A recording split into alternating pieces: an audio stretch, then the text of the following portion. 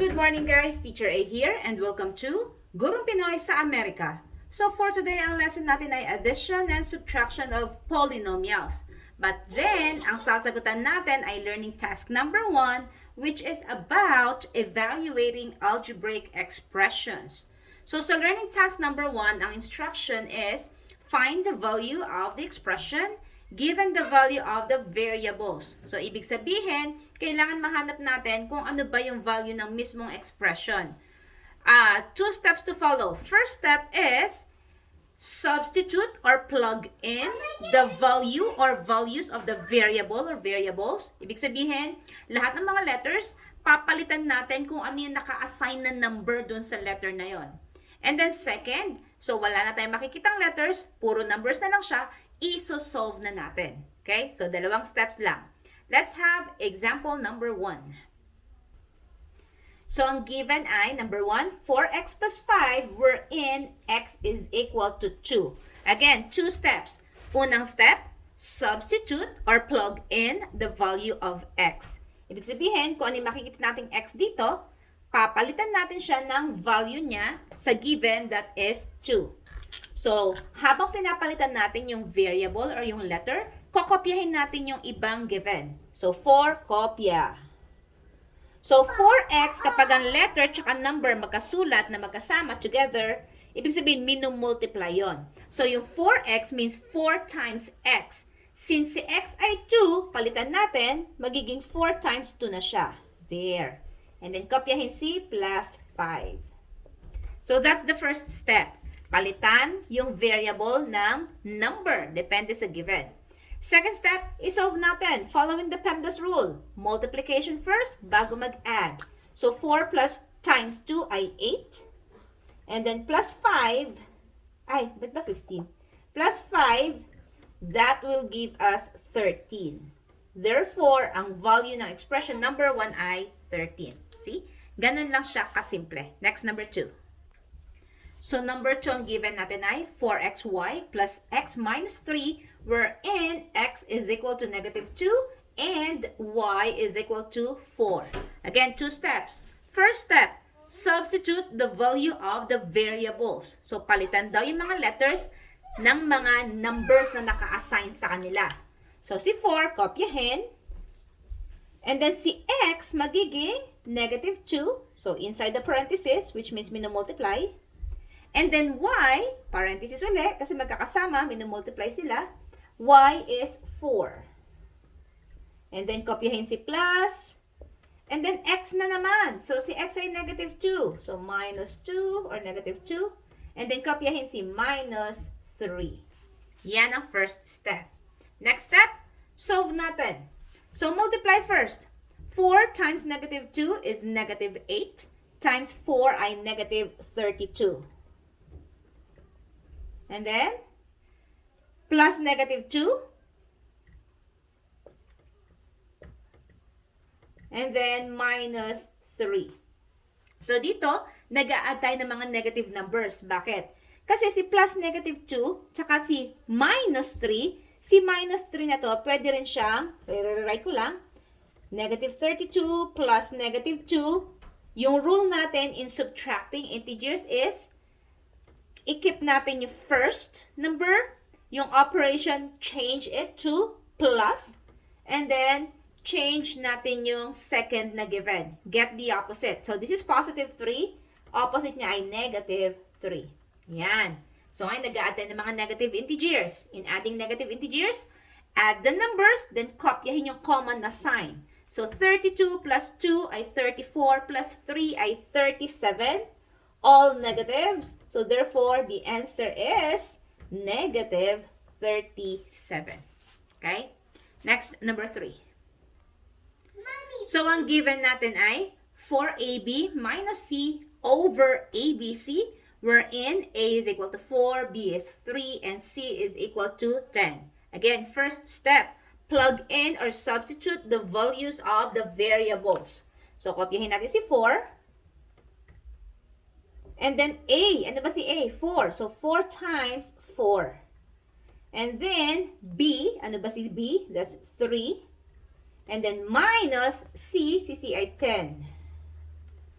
over ABC. Multiply lang yung tatlo. 4 times 3 times 10. Yan.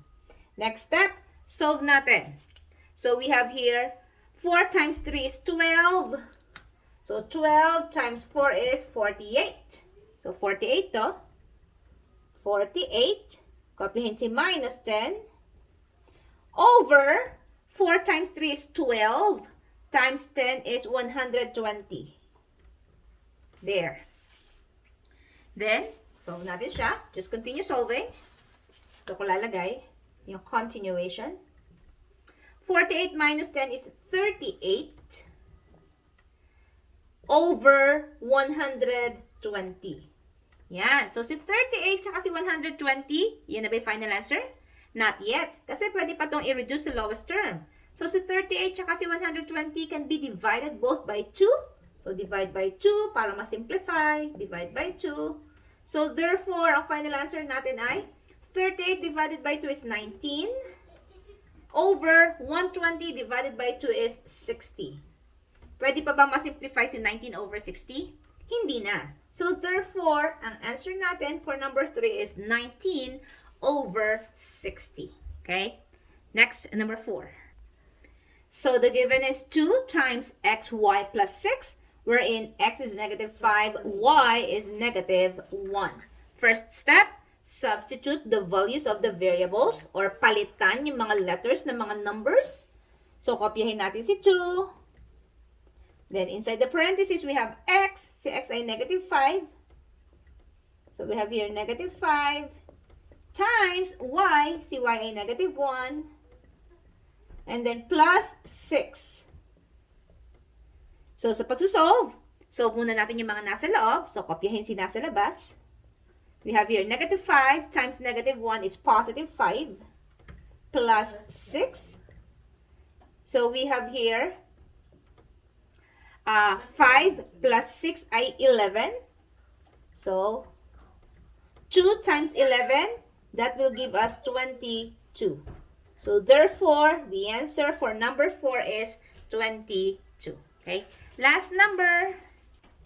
Okay, number 5, we have 2x plus 5 over 3x minus 6, wherein x is equal to negative 2 and y is equal to negative 6. Again, first step, substitute the values of the variables. Something is wrong here. Give me a sec. Parehong x.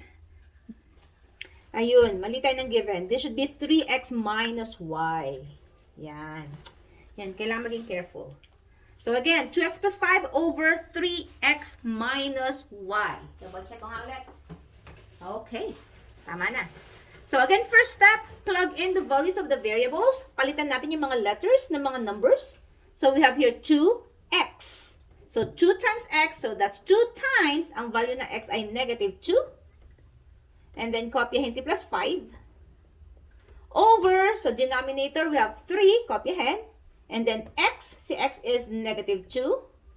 And then, minus y, si y natin is negative 6. Yan. Second step is solve. So, we have here, 2 times negative 2 is negative 4. Plus 5. Over, 3 times negative 2 is negative 6.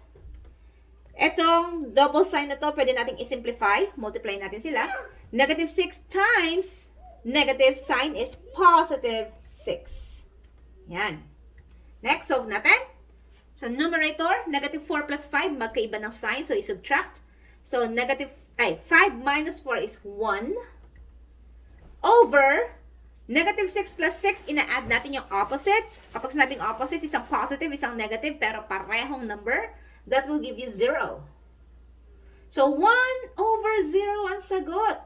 So, that means this is undefined. So, iyan ang sagot sa number 5. So, ganyan lang siya kasimple. Okay, so if ever nakatulong ang aking video sa inyong lesson, kindly give me a like para share to ni YouTube sa iba. And if you are not yet a member of my community, I am inviting you to please subscribe kay Teacher A, Gurong Pinay sa Amerika, And paki-like na rin ang aking FB page with the same name, Gurong Pinay sa Amerika by Teacher A, wherein pwede kayong mag-PM sa akin ng mga modules nyo, ng mga activities nyo, na pwede natin gawa ng tutorial video. Okay? So that's it for today. See you on my next video. Paalam!